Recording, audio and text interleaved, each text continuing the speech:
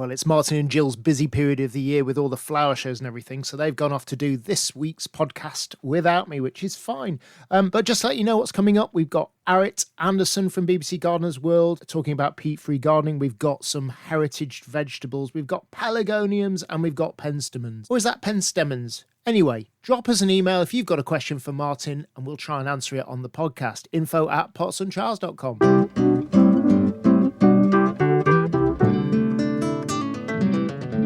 Hello and welcome to Pots and Trowels with me, Martin Fish, and Jill. Hi. And unfortunately, we haven't got Sean with us today. Poor Sean, we've had to leave him behind again. I know. Well, we're at the Hampton Court Garden Festival and we're in the floral market and Sean's back at base doing all the editing and everything. So we do miss you, Sean, but we're in the marquee here that is full of around 70 specialist nurseries. This is your favourite place, Martin, isn't it? It is. I love it in here. I could sleep in here under the benches. Spend all your time here. Because there's so much variety of all the lovely nurseries. It's amazing, isn't it? No, it is fabulous. It looks wonderful, which unfortunately we can't share with you on this podcast. But I know we have done some Pots and Trowels videos where we've been to flower shows, so I'm sure there are some there that you can catch up on. Absolutely. So we're going to try and paint it in words what it looks like, and so we are looking out over a sea of amazing nurseries. We've got everything from acers, herbaceous, we've got cacti, we've got hostas, we've got beautiful perennials, and we're actually just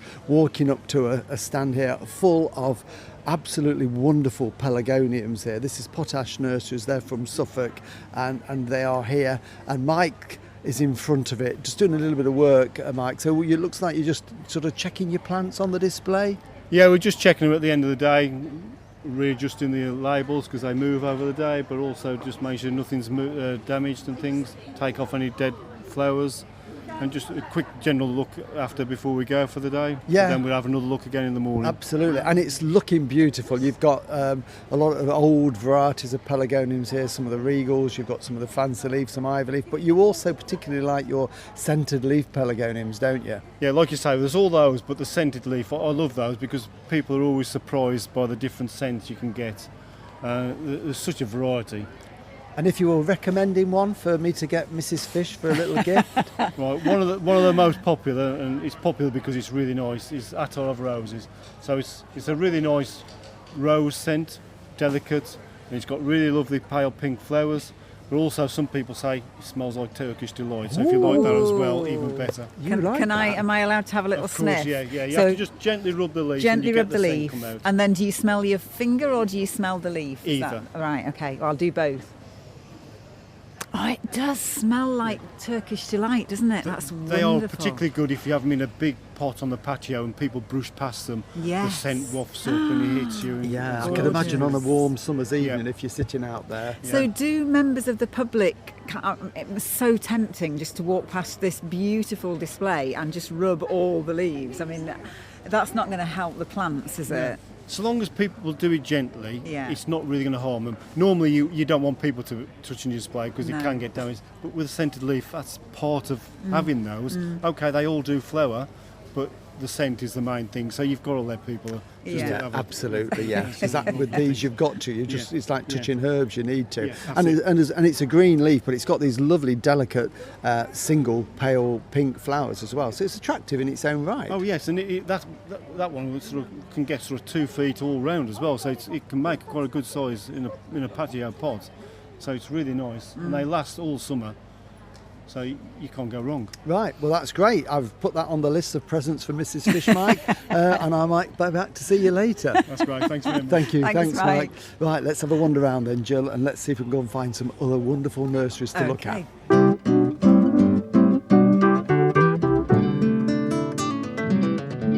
Okay, now this is something more up my street. Well, not more up my street because I love the flowers in here.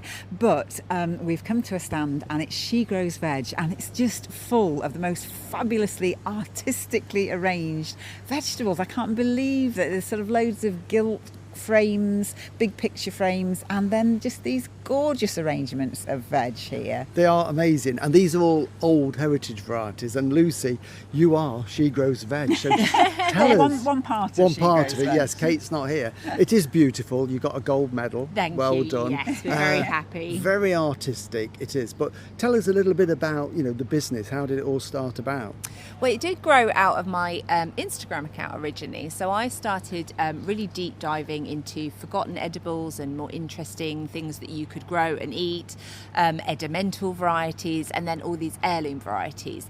And I started sharing that journey and that kind of tumble down the rabbit hole that I was having through social media, not with any agenda at all, but just as a way to connect with more like-minded growers, because I found that having come from a design background and my original career was in fashion, the kind of older school gardening books and the traditional gardening advice just didn't resonate with me as much. So I was looking for a community that I could join and knowledge share with, which resonated a bit better with me. So social media was my platform for doing that. And then the account started to grow, and I started getting lots of questions about how people could get hold of the varieties that I was growing, because they were very unusual, very rare. I was part of a kind of network of seed collectors, and we'd share varieties and things. And my answer at the time had to be, unfortunately can't, because it's not available here. And in this country, we're really, really heavily marketed F1 hybrid varieties. And nothing that I grow is one of those. I like everything to be open pollinated. So became quite clear quite early on that this was something that I wanted to do, find a way to get this seed offered to people. And then Kate was kind of the missing piece of the puzzle. So Kate and I sat down together on the first day of a garden design course at Beth Chatto Gardens about 5 years ago. And we sat down together on the first day, got on like a house on fire, and sat down together every week after that for a year. And we stayed in touch, and I carried on my journey, and she carried on in her career in marketing. And then last year we sat down for coffee together, and I said, I really want to find a way to make this happen. She was like, I really hate my career. And 2 weeks later she handed in her notice, and the rest is history. Everything just came together, right time, right place. It just did. meant to be, wasn't it? Yes. That you met each other and could do this. So you've now basically set up a business that you are growing heritage varieties, you're harvesting seed, and you've set up a seed company, so just old heritage varieties. And some of these would have been lost, wouldn't they, if people like you don't carry on growing them. And in fact, you've got one, haven't you, that you've reintroduced, a bean you were telling us about. Yes. Tell us the story. So we've got some amazing stories and some really ancient varieties. Not everything that we sell is ancient, but everything is open pollinated. We've got a bean that we've been able to introduce here for the first time ever. It's called a 1,500-year-old cave bean. And it's amazing. So basically this bean was found sealed inside clay pots in an old cave dwelling, an archaeological dig. And the archaeologists that found them just thought, we'll have a go and we'll try and germinate them. And miraculously they did. Now I think first of all that shows what a pinch of salt you can take those sell-by dates on seed packets with. But then what we have there is the resulting variety, and it is a truly ancient variety, and it's fascinating because it's like a snapshot in time. Even open pollinated varieties would evolve over time and change gradually. This is exactly what those people were growing 1,500 years ago, and it is a fantastic bean as well. It's probably our best green bean for eating fresh, totally stringless to a large size, and a fantastic drying bean if you leave it. And is it what's the habit? Is it climbing, or is it? It is a climbing bean. Yes, it's like a climbing French bean, and then you can leave it, and you get these beautiful kind of brown and white mottled beans for drying afterwards. Right. Well, you've very kindly given us a packet of those, so we're looking forward to doing that. Very much looking forward to hear how they do absolutely. for you. But it's that kind of reason that I love these vegetables, because they have these amazing stories and they have all this history, this social history, and it's a really important part of who we are and where we've come from. And if we just grow the modern hybrid varieties, you lose all that, and you also lose the flavour, because they are the best tasting varieties too. Absolutely, yeah. And without these old varieties, we wouldn't have the F1 hybrids now, because these are the parents of lots of them. So it's great work that you're doing, and I know you're always looking for new varieties to put to the collection that you sell. So yeah, well done you. Thank you very much. This is a fantastic display. It's really so artistic. I want to photograph it and put it on the wall. Thank you. Thank you, Lucy. Right, okay, lovely Bye. to see you. See you Bye. soon. So yes, so we're... Do you know, that gave me goosebumps hearing that story about the bean. You just think that sort of person who discovered them might not have done it, and that would have just gone then, wouldn't it? They would have completely? gone forever, yes. And I'm looking forward to growing them. It's obviously too late for this year now, but we've got a packet. So what we'll do next spring, we'll sow the beans and we'll grow them like a French bean, and see what they look like. Okay. You could probably use them in one of your recipes. Yes, definitely. 1500-year-old bean recipe. So here we are now, another nursery that is looking absolutely lovely. This is Green Jam Nurseries, Penstemon specialist, lots of lovely sort of cottage garden plants. And Julia, this is looking beautiful. Gold medal again, congratulations. Yes, really pleased. I'm sure you are. Beautiful garden. I'd love this to be our garden now. And one of the things you're so famous for, if we can just have a wander around the front, is your beautiful penstemons. That's what you're known for, aren't you, your penstemons? Yeah. So why penstemons? Why have you specialised in those?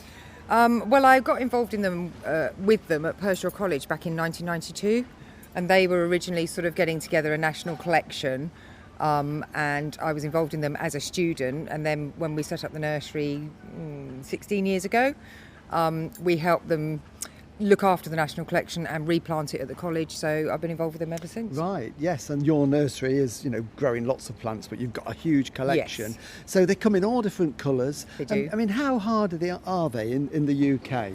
The hardy thing for me is it's an issue with the wet rather than hardiness. So we've had them all down to -12, but in dry conditions. If they are in wet conditions at -12, they struggle. The crucial thing that you mustn't do is cut them back in the autumn. They need that foliage to give the roots something to do in the winter, and also obviously it helps protect the worst of the rain from getting to the crown of the plant. So that's really, really important. So we have had all of the ones that we do, some of which are really, really old, back to 1869, down to -12. So hardiness in terms of temperature isn't a problem, but surviving the winter in terms of wet is. So if you've got wet, sticky clay, they're less likely to Yes. survive the cold than if you're on a sandy, free-draining soil. Yeah, a couple of things you can do with that. Don't plant too late in the year, so they can get a good root system before they get wet.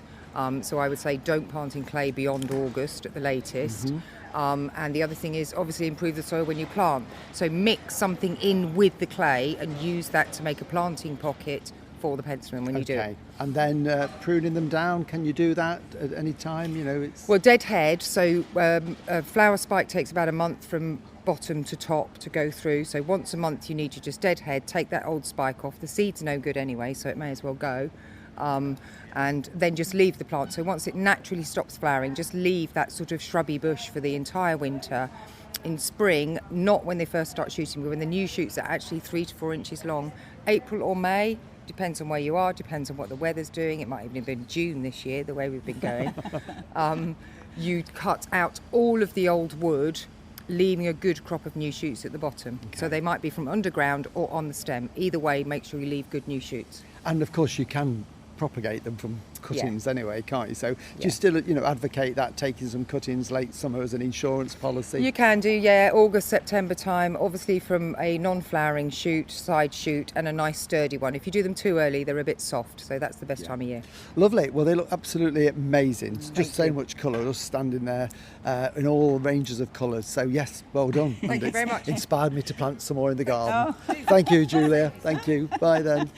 Do you know, these nursery exhibitors are just fantastic. They have so much knowledge. That's why it's so important people come to the flower shows, isn't it? Yeah. So that they can really pick the brains of all these nursery growers. And there's so much here. I mean, it's getting quiet now. Everybody's going, but we've got Lincolnshire Pond Plants, who we've spoken to before. We've got Matt Soper over there with his Hampshire carnivorous plants. We're going to do a video with him, so you'll be able to see that. We've got the fuchsias here, Llewellyn fuchsias. Again, we've spoken to Colin on the podcast, and we've seen his fuchsias when we've done a video with him. So there's just so much interest here. The wonderful agapanthus. Oh, we could go on and on and on.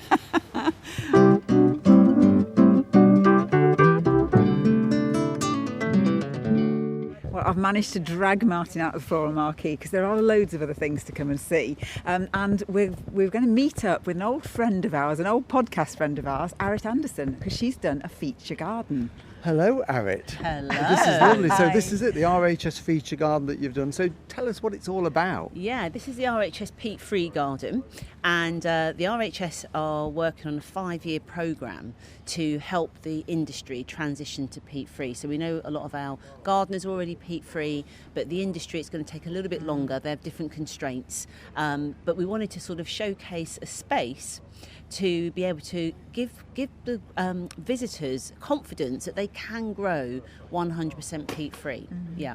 So Which is a challenge for some people because the composts are different, but they are getting there, aren't they, with it? And this sort of feature garden just proves that you can do it. no, absolutely. I mean, I think some of the composts of old were a little bit more difficult. There's been a lot more done on formulation now. But I think it had to start really with the fact that a lot of people don't actually know what peat is and what a peatland is. So by having an engagement garden, I've been able to put up some boards so that people can actually see images of what a peatland is, give some facts about why they're so important. They're huge carbon stores. They store more carbon than our rainforests, and we have been using them in horticulture because peat is very good at storing moisture and holding nutrients, but unfortunately by doing that we are releasing a lot of carbon dioxide into the atmosphere. Right. So essentially the carbon is stored until you disturb those peat bogs and then it's released. Absolutely, Okay. absolutely. And it takes, nearly 1,000 years for just 1 metre of peat to be produced. It's a very slow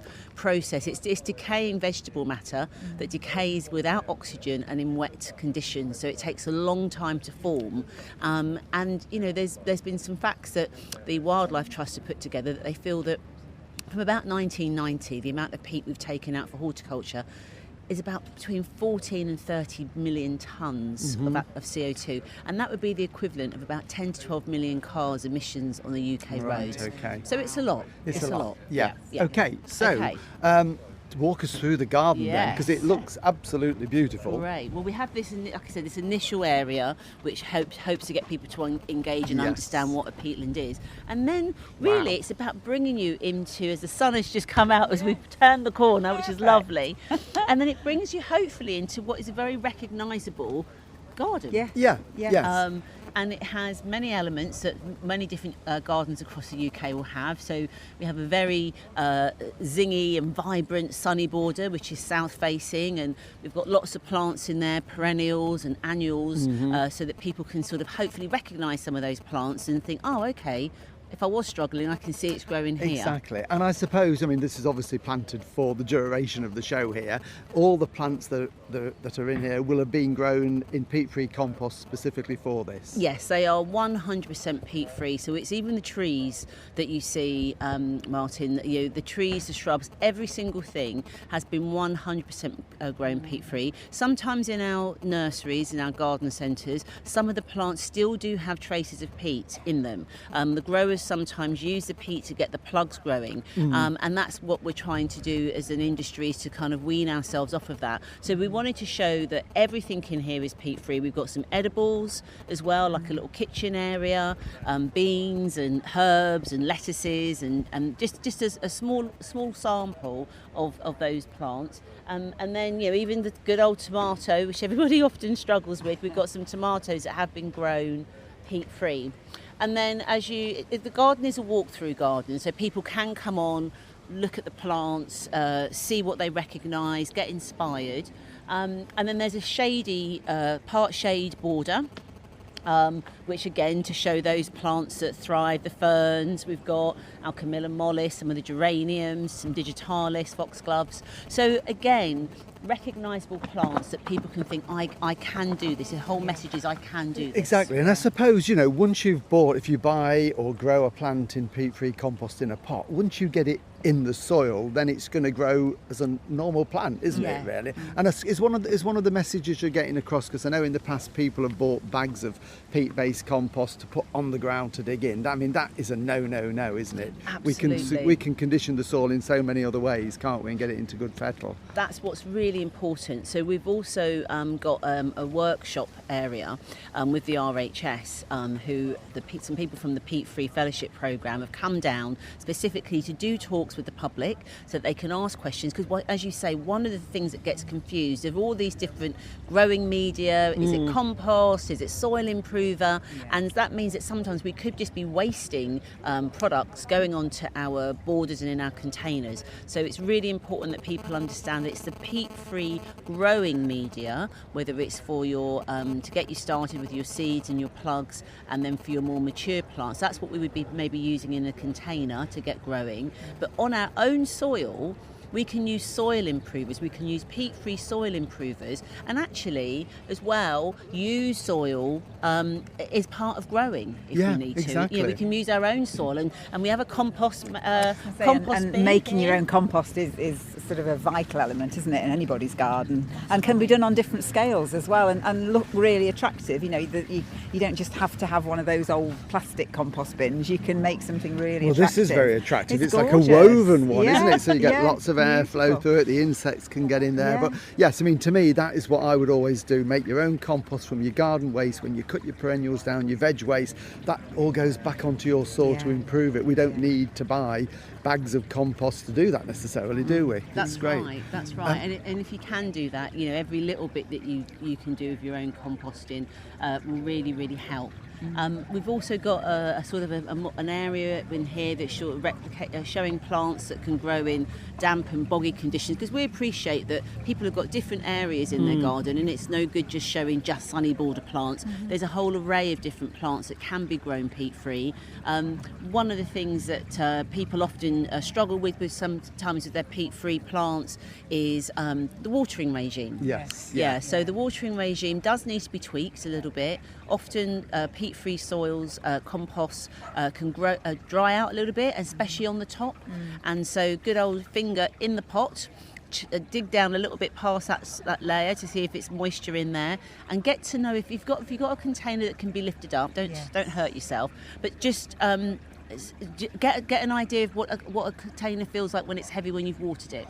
Exactly. Yeah. Get to know your plants, isn't it? Observe them. I think that's the tip I always give to people, because they say we've got some compost dries out very quickly, some stays wet and soggy. It's very different to the old peat-based compost. But you've got to almost forget your peat-based compost and start again and observe your plants, feel the parts, get your finger in there, you know, knock them out occasionally, see how the roots are performing. And as you say at the beginning, the composts are getting better now, aren't they? The manufacturing, they're getting more stable, more consistent, and you know, in a few years' time we'll have forgotten about peat, and because I can go back before we used a lot of peat. We used to use John Innes more than anything, so we will get there. Well, I've got to mention, I know we are short of time, but is it a green? What the structure? Is it a greenhouse? So the structure, we're calling it our pottering shed. Pottering. Oh, I love it! I love it. It's a pottering shed because it hasn't got a glass roof. It's got a tin roof, but it's been made entirely from recycled windows. So windows that have been taken out of homes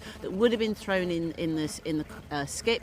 And what we've done is we've relaid it out. We've painted it with a very eco-friendly paint, very natural paint by Graffinstone. And then we've just built a storage shed on the end of that, just so that there's space to grow still and carry on. It's quite charming, isn't it? It is, yes, I like that. And then this water feature, so it's obviously collecting the rainwater from the roof, which we've had a fair amount of. So and then rather than a downpipe, you've just got some chain, and the water sort of running down the middle of the chain makes it look really attractive, doesn't it, into a galvanised. So you've got water storage for watering, but also it feeds a water trough there with plants growing in it, and then so continues around the garden. It's beautiful. It really is. I love greenhouses or pottering sheds. I need a pottering shed like that. But what is good to see is that you've got seedlings and young plants in there also being grown in peat-free compost, Absolutely. showing that it can be done, but we just need to think how we do it, don't we? That's right. And that's are you right. getting a lot of visitors onto the garden, Arit? You're here some of the time as well, aren't you? Able to chat to people? Yeah, so we've got a lot of visitors coming through. People love to be able to walk through gardens, and there's tips and tricks around the garden in terms of some little signage posts for people, and also importantly, we've got like I said, a workshop area that's adjacent to the garden. There's talks on throughout the day, and even if there aren't talks on, we've got the team from the RHS Peat Free Fellowship Programme, and they want to answer your questions. And if you can't get to the show, or you hear this after the show, don't worry. Go onto the RHS website. There's lots of tips for people to do. Brilliant. Thank you, Arit. It's been great catching up with you and giving us some idea how we can grow in peat-free. Oh, thank you both. Thank you. Good to see you. And you take care. Enjoy the show.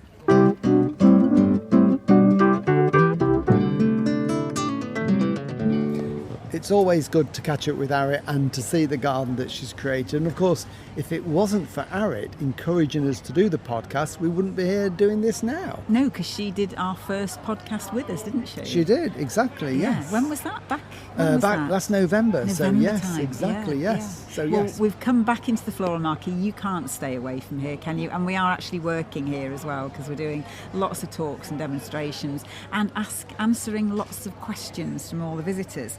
And one that we keep getting asked is about taking cuttings, particularly from pelargoniums. Is it the right time to do it now, or is it too soon or too late? And it's one that I'm wanting to talk about as well, because Mike from Potash Nurseries, who we chatted to earlier, has very kindly given me one of the delightfully scented attar of roses, which smells of Turkish delight. I'm just sitting here sniffing it.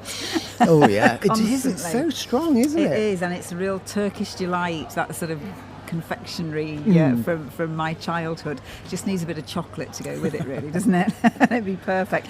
So yeah, it looks to me as if there are quite a few cuttings possible on it. Absolutely, yes. And as you say, we've been asked by several people over the days we've been here.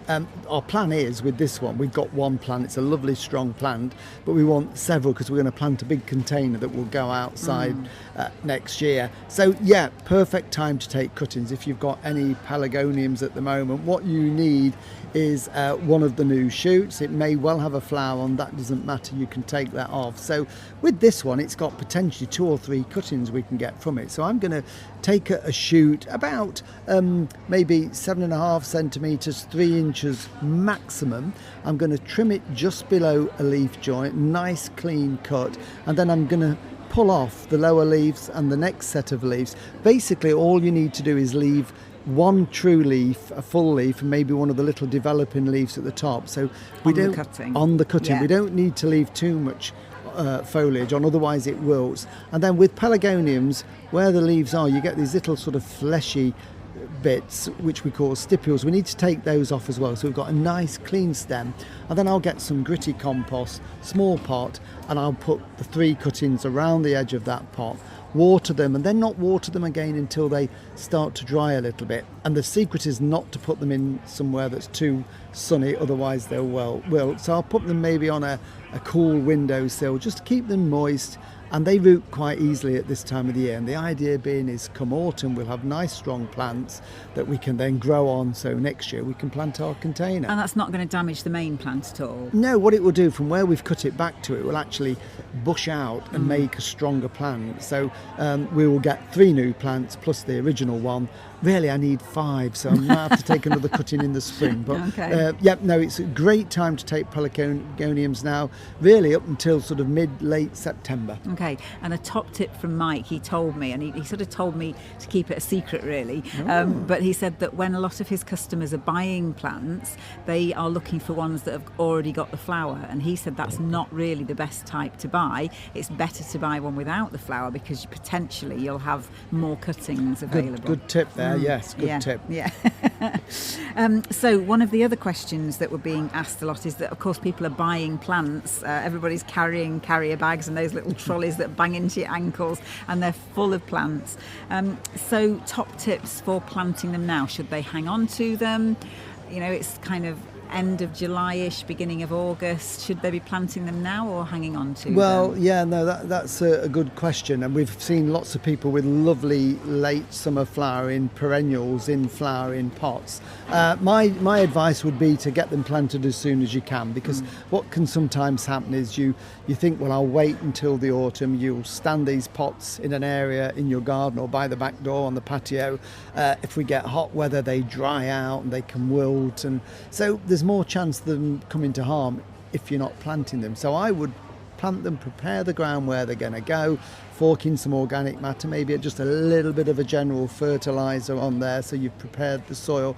Give the plants in the pots a good water so you've got a nice moist root system in there and a root ball, and then plant them, firm them in, and then give them a good watering so that water drains down through the soil and into the root ball, and that way the roots will grow from where the pot was into the soil and they will start to establish before the autumn, and come winter you'll have a nice established plant that will get through the winter and then next spring grow away. So I would definitely get them in. It's by far I think the best way to do it. Remind us about firming them in, Martin, not just with your hands. Well, if they're in very small pots, firming in with your hands is Okay. enough. But if they're in a sort of decent sized pot, then just use your foot and gently firm the soil around. We don't want to compact it and compress it too much, but we need the soil to be firm around the roots so that A, they don't dry out too much and blow around, and then the roots will get growing. And then tickle the soil back so that you haven't got your foot.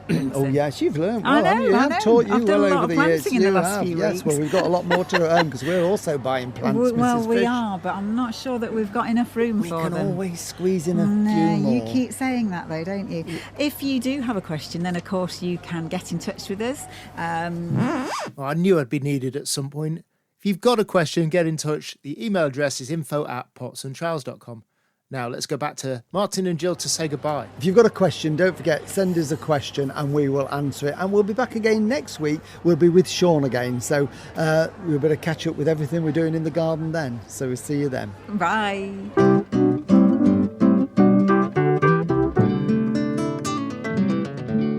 Watch the videos on YouTube or Facebook, follow us on Instagram, Twitter or X, and subscribe to the podcast and never miss a thing. For more information, go to potsandtrowels.com.